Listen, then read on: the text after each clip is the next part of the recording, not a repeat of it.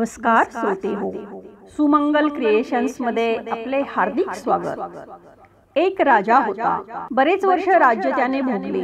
केस पांढरे झाले, वय झाले, तरीही राजाने राज्याचा त्याग केला नव्हता। त्याच्या राज्यारोहण समारंभाच्या दिनानिमित्त त्याने एक उत्सव करायचे ठरवले। देशोदेशीचे सर्व राजांना व आपल्या गुरूंना आमंत्रणे पाठवली। उत्सवाची सांगता आणि मुख्य आकर्षण होते एक जगप्रसिद्ध नर्तकीचा नृत्यविष्कार।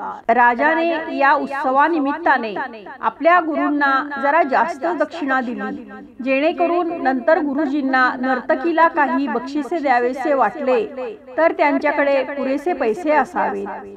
संपूर्ण रात्रभर नर्तकी नृत्य करत होती। प्रत्येक प्रेक्षक मंत्रमुग्ध होऊन नृत्य पाहत होता। इतक्यात त्या नर्तकीचे लक्ष आपल्या तबलजीकडे गेले आणि तिच्या लक्षात आले की तो पेंगत आहे आणि त्याला सावधान करणे गरजेचे आहे, नाहीतर आतापर्यंत केलेल्या सर्व आविष्कारावर पाणी पडेल, प्रेक्षकांचा रसभंग होईल आणि राजा शिक्षा करेल ते वेगळेच। त्याला जागे करण्यासाठी ती एक दोहा म्हणते, बहुबीती थोडी रही पल पल गई बिताई, एक पल के कारण ना कलंक लग जाए। या दोह्याचा उपस्थितांनी आपल्या आपल्या पद्धतीने अर्थ काढला। तबलजी सावधान झाले व त्याने आपल्या कलेवर लक्ष केंद्रित केले। गुरुजींनी राजाने त्यांना दिलेली सर्व संपत्ती त्या नर्तकीच्या चरणी अर्पण केली।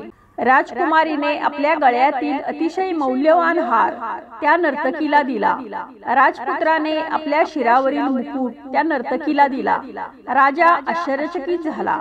गेली संपूर्ण रात्र ही नर्तकी नाचत आहे, पण या एका दोह्यात असे काय आहे की या सर्वांनी आपल्याकडील अतिशय मौल्यवान वस्तू त्या नर्तकीला समर्पित केल्या। राजा त्या नर्तकीला म्हटला की एक सामान्य नर्तकी असूनही एका दोह्याने तू या सर्वांना जिंकलेस, असे या दोह्यात आहे तरी काय?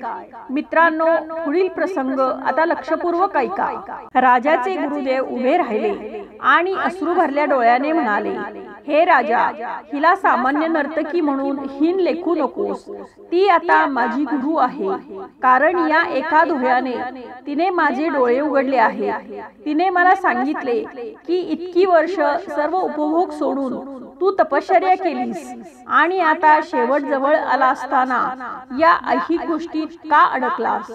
एका नर्तकीचे नृत्य पाहून आपली साधना का नष्ट करत आहेस? हे राजा, मी निघालो, असे म्हणून गुरुजी मार्गस्थ झाले। राजकुमारी म्हणाली, इतकी वर्ष झाली आपण राज्याच्या धुंदीत आहात। आपण विसरलात की माझे लग्नाचे वय निघून चालले आहे, त्यामुळे मी आजच आपल्या सेवकाबरोबर पळून जाणार होते, परंतु हिच्या या दोह्याने मला सद्बुद्धी दिली की उतावळी होऊ नकोस, तुझे लग्न कधीतरी होणारच आहे, मग आजच आपल्या वडिलांना का कलंकित करते आहेस? राजपुत्र म्हणाला, आपण वृद्ध झाला आहात, तरीही राज्याचा त्याग न केल्यामुळे मी राजा होऊ शकत नाही, म्हणून आजच मी माझ्या सैनिकांद्वारे आपली हत्या करणार होतो। हिच्या दोह्याने मला समजावलं, अरे मूर्खा, राजा काही अमर नाही, त्यामुळे कधीतरी हे राज्य तुझेच आहे, मग कशाला पितृहत्येचे कलंक लावून घेतो आहेस? थोडा धीर धर। आता जेव्हा हे सर्व राजाने ऐकले तेव्हा त्यालाही आत्मज्ञान झाले। त्याच्या मनात वैराग्य दाटून आले। त्याने लगेचच आपल्या राजपुत्राला राज्याभिषेक करविला।